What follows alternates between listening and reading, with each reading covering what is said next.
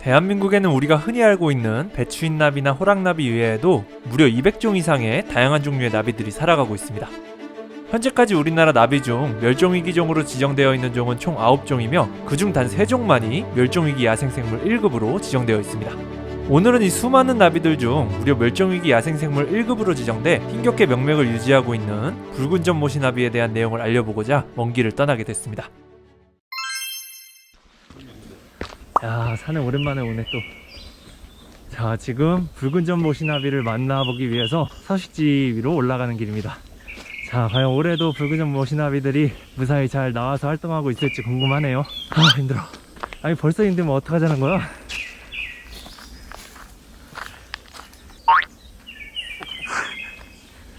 자, 붉은점 모시나비들이 약간 이런 산지에 있는, 아이고, 안반지대를 선호해요. 잘 보시면 이렇게 안반이 시작되고, 있다! 자, 바로 발견했어. 붉은점 모시나비다. 자, 보시면 이렇게 산 중턱인데도 불구하고 그 바닥이 굉장히, 이거 무슨 안반이라고 하지? 돌 재질은 모르겠다. 자, 아무튼 이런 안반지대를 좋아하는 이유가 있어요. 자, 그건 바로 이 친구들이 먹고 사는 먹이식물, 즉 기주식물이 바로 이런 안반지대를 좋아하는 식물이기 때문입니다. 자, 이 먹이식물이 뭐냐면 바로 이 친구입니다.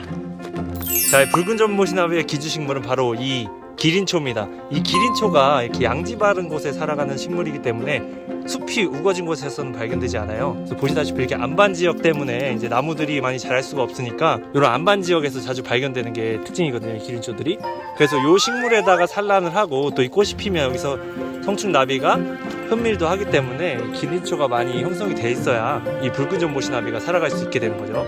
자, 근데 역시 첫 끝발이 갭끝발이라고 지금 처음 오자마자 발견한 붉은점 모시나비 한 개체 빼고는 다른 개체들이 안 보이는 것 같아요. 원래 한 마리 보이면은 주변에 여러 마리 보이거든요. 한 마리밖에 안 보이네요. 다른 포인트로 좀 이동해 봐야 될 것 같습니다. 자, 역시나 예상대로 사슴풍뎅이가 나왔죠? 자, 여기서도 사슴풍뎅이가 발견됩니다. 자, 암컷이라서 뭐 사슴풍뎅이의 특징은 보이지 않지만 이게 엄연한 사슴풍뎅이에요. 자, 수컷도 보이면 한번 소개해 드려 볼게요. 가라! 자, 지금 차량을 통해서 좀 이동을 했는데 새로운 포인트에 왔는데 바로 붉은점 모시나비들이 여러 마리가 날아다니기 시작하거든요. 자, 지금 이 화면에는 담길지 모르겠지만 좀 더 가까이 가서 확인해 보도록 하겠습니다. 한눈에 보이는 것만 4마리. 안반 지역을 막 오르려던 중 갑작스럽게 바로 앞 풀숲에서 놀라운 장면을 포착합니다. 상대가 놀라지 않도록 최대한 조심히 카메라를 접근시키는 생물도감. 과연 누구를 만난 걸까요? 풀숲 바닥에 숨어있는 녀석의 정체는 바로 오늘의 주인공, 멸종위기 야생생물 1급 붉은점 모시나비 암컷입니다. 왜 이렇게 얌전해?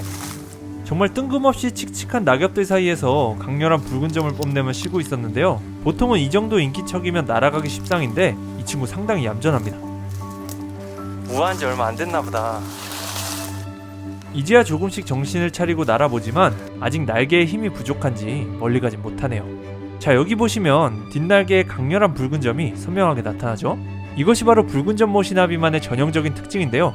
하얗고 반투명한 날개 재질이 모시를 닮고 붉은 점이 있다고 해서 붉은점 모시나비라는 이름이 붙여졌습니다.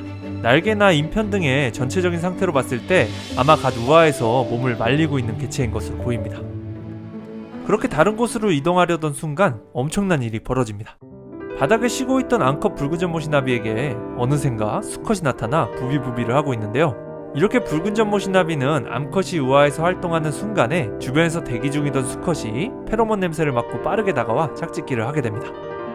경쟁자보다 빠르게 자신의 유전자를 남기려는 수컷들의 시도 때문에 암컷은 이렇게 우아후 정신을 채 차리기도 전에 짝짓기를 마치게 되는 것이죠. 자, 보시다시피 이렇게 붉은점 모시나비들이 서식하는 지형이 굉장히 험해요. 지치네요. 눈앞에도 한 마리 날아가죠? 쟤는 수컷인데 좀 비교적 일찍 나온 개체 같아요. 날개가 많이 상해 있네요, 벌써. 자, 저기도 지금 붉은점 모시나비 한 마리가 앉아있는데 가까이 가보겠습니다. 자, 보시면 이게 지금 기린초 꽃에 앉아있잖아요. 자, 아직 꽃이 안 피긴 했지만, 자, 보시다시피 이렇게 성충은 기린초 꽃에 꿀들을 hun미를 합니다. 그리고 여기다가 산란을 하고 유충들이 이 기린초를 먹고 자라게 되는 거죠. 와, 정말 아름답지 않나요? 이러한 무늬 때문에 정말 사람을 홀리는 듯한 매력을 가지고 있는 나비라고 생각을 하는데, 사실 우리나라엔 이 붉은 전모시나비와 굉장히 유사하면서 아주 흔한 나비가 있습니다. 바로 모시나비입니다.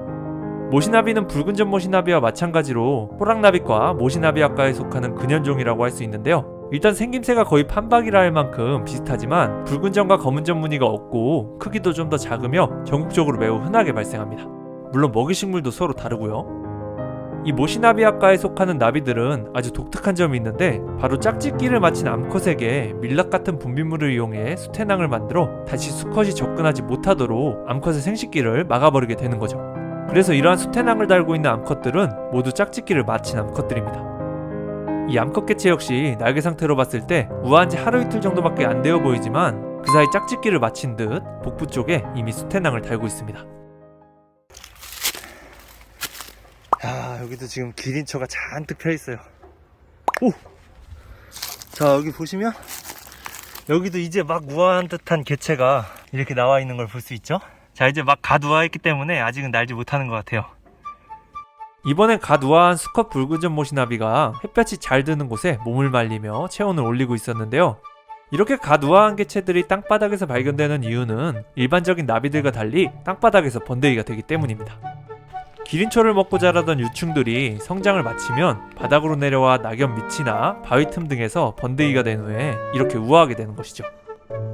자, 이 친구 같은 경우에도 지금 수컷이니까 이렇게 망정이지, 암컷이었으면 바로 이제 수컷들이 달려들어서 짝짓기를 시도했을 겁니다. 자, 이쪽으로도 보시면 이렇게 온통 다 기린초입니다. 자, 이렇게 안반 지역이 형성되어 있기 때문에 이곳에서는 나무들이 쉽게 자라지 못하겠죠. 자, 그러다 보니까 이렇게 양지성 식물들인 기린초라든가 이런 식물들이 굉장히 잘 자라게 돼 있어요. 자, 그렇기 때문에 이 붉은 전모시나비들이 살아갈 환경이 지속적으로 유지될 수 있는 겁니다. 일반적인 초지에서도 이 붉은 전모시나비가 살아가지만 이 초지들은 세월이 변함에 따라 점점 숲으로 변하게 되거든요. 자, 그럼에 따라서 점차 이 서식지가 사라지고 이 붉은 전모시나비가 살아갈 수 없는 다른 환경으로 변하게 되는 거죠. 자, 하지만 이렇게 천연 안반 지역으로 이루어진 곳은 아마 상당 기간 이런 환경을 유지할 수 있을 거라고 생각이 듭니다. 근데 아쉬운 건 역시나 이런 지형이 우리나라에 그리 많지 않다는 거예요. 자, 보시다시피 여기 지형이 굉장히 험하기 때문에 이동하는 것도 굉장히 조심스럽고요. 여기서 미끄러졌다가는 진짜 큰일 나겠죠. 오. 전 세계에 살아가고 있는 다양한 종류의 붉은 전모시나비류들은 세계적으로도 개체수가 급감해 세계자연보전연맹 IUCN의 적색 목록집과 멸종위기생물 국제거래 관련 협약 사이테스에 등재되어 보호받고 있는데요. 하지만 희귀하고 아름다운 만큼 세계적으로 불법 밀거래도 자주 일어나고 있는 상황이며, 특히 이 붉은 무늬가 일본 국기인 일장기를 연상시켜서 일본 수집가들이 불법 밀반입하려는 경우도 생기고 있습니다. 하지만 이러한 개체수 급감의 결정적인 원인은 역시나 서식지 파괴인데요. 최근엔 극히 제한적인 서식지마저 각종 개발로 위기를 맞고 있습니다. 불과 몇 년 전엔 국내 최대 규모의 붉은 전모시나비 서식지 중 하나인 경북의 한 서식처 위로 고속도로가 건설된다고 하여 많은 이슈를 낳았다가 다행히 고속도로가 서식지를 비껴가면서 큰 피해 없이 마무리되기도 했습니다. 이곳 역시 붉은 전모시나비의 개체수가 제법 잘 보존되고 있는 몇 군데 남지 않은 서식지 중 하나지만, 이곳에서 제 눈을 의심할 만한 장면을 목격하게 됩니다. 도로변을 따라 유지되고 있던 붉은 전모시나비 서식지인 안반지역 일부가 도로 확장 공사로 인해 무참히 파괴되고 있었는데요. 깜짝 놀라 자료를 찾아보니 도로 확장으로 기존에 있던 기린초들을 다른 곳으로 옮겨 심고 공사를 진행한다는 내용이 있더라고요. 앞에서도 말씀드렸지만 붉은 전모시나비를 지속적으로 유지할 수 있는 핵심 요소는 기린초 이전에 바로 이 안반지대일 텐데 말이죠. 이제 국내에서 붉은 전모시나비가 집단 서식하는 서식지는 한 손가락에 꼽을 정도로 제한적입니다. 이곳에선 붉은 전모시나비 서식지라는 보호 표지판조차 발견하지 못해 아쉬움이 좀 컸는데요. 멸종위기 생물을 잡으면 벌금형에 처해지지만 서식지 자체를 없애버리는 건 무죄인 세상. 지금부터라도 적극적인 서식지 보호가 이루어지지 않는다면 앞으로 붉은 전모시나비를 책이나 박물관에서만 볼 수 있게 될지도 모르겠네요.